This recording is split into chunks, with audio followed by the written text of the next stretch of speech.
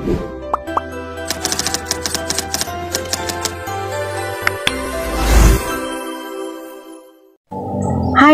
welcome to my channel. Baik, siapa yang menonton video ini, saya harap Anda di sana sehat selalu dan dimurahkan rezeki. Kawasan saya sini banyak kereta lah, bunyi-bunyian kereta. Tapi tidak apa, saya teruskan dengan tips-tips saya. Oke, sebenarnya kawasan yang saya tinggal ini, rumah saya bersebelahan dengan jalan raya, dan rumah yang saya diami sekarang ialah rumah papan. Ting ting dengarkan.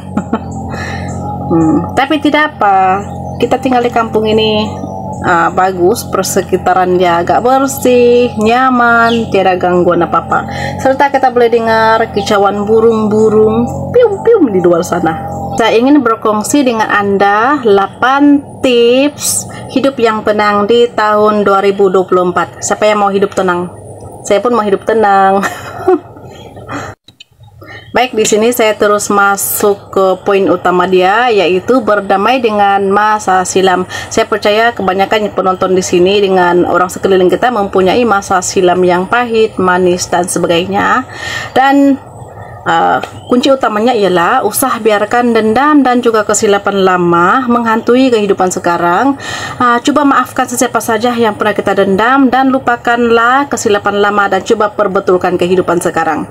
Pasti setelah kita melupakan dan memaafkan kisah silam kita, hidup kita tenang dan damai kan. Tidak sudah kita pikir-pikir yang si anu begini-gini dulu begini bilang.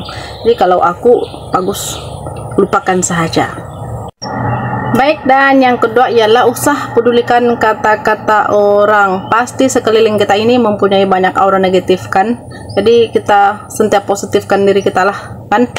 Jangan terlalu ambil peduli setiap kata-kata orang, sebab itu merusakkan mindset kita, yang hanya membuat kita rasa tersekat. Dan selagi kita rasa betul, benar, dan itulah yang terbaik, jalan terus. Sebab kita semua tidak mampu puaskan hati semua orang. Ada aja yang tidak ngam kan, Chanu ini tidak bagus dia bilang. Tapi kalau aku biarkan saja, itu bukan orang yang rasa, kita. Dan yang ketiga ialah masa. Masa sebenarnya boleh menyembuhkan hampir semua perkara yang pernah kita lalui dengan mengambil masa apa yang kita rasa.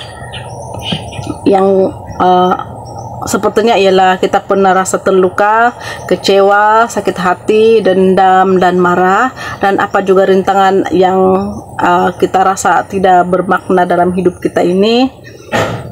Berilah masa untuk diri, untuk biarkan semuanya sembuh sendiri. Jadi masa itu amat penting.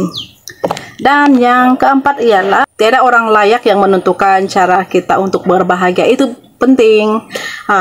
Sebab kita yang menentukan kebahagiaan kita. Kita juga nikmati kehidupan dengan cara kita sendiri, dan jangan biarkan orang lain tentukan bagaimana kita hendak hidup dengan gembira dan juga bahagia. Betul kan?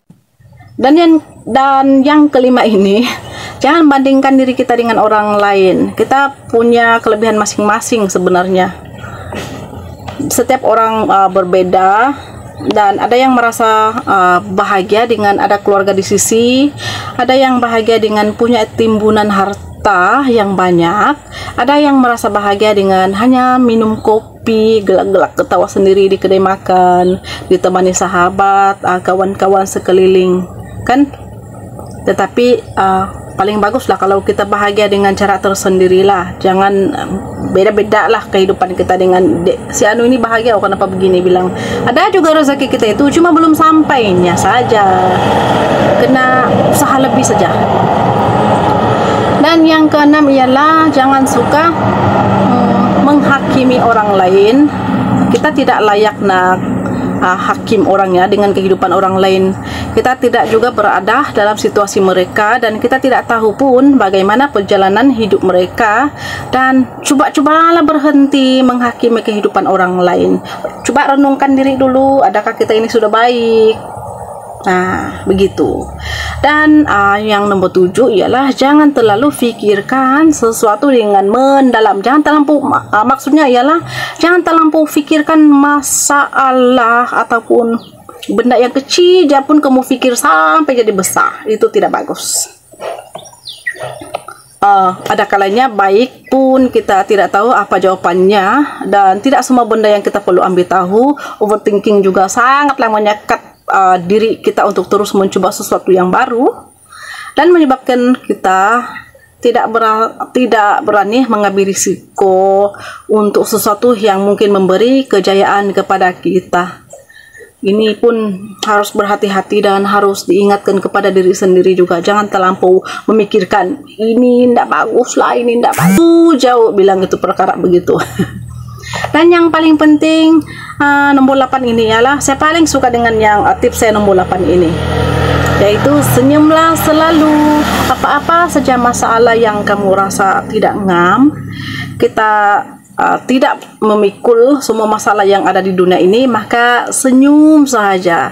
Apa yang kita rasa syukur, mungkin cebisan masalah kecil pada orang lain pun kita senyum saja. Walaupun sebenarnya saya tahu ramai orang yang mempunyai masalah pribadi, pekerjaan, perniagaan dan sebagainya, tetapi kunci utamanya ialah senyum. Sebab apabila kita senyum dengan orang, kita akan merasa tenang. Dan yang terakhir ialah saya mau bagi Anda satu motivasi untuk diri sendirilah, untuk kita semua. Orang kata kalau kita kena berjaya, kena kuat semangat, sebab perjalanan untuk berjaya dalam apa jua itu terlalu banyak duri, banyak sangat rintangan yang kita perlu hadapi kan. Jadi kuatkan semangat untuk capai impian, lambat atau cepat itu rezeki masing-masing, asal kita tidak give up sudah kan, kita kena kuat. Dan juga ialah pandang hadapan terus. Kuatnya bunyi kereta itu, tapi tidak apa, kita kena motivasi juga. Oke, ulang balik.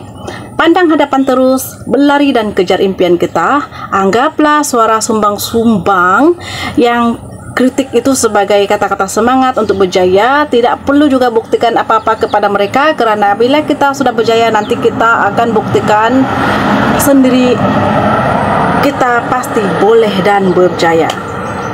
Baiklah, terima kasih kerana habis mendengar motivasi saya tadi. Terima kasih kerana menonton. Ngam kah? Oke, bye-bye.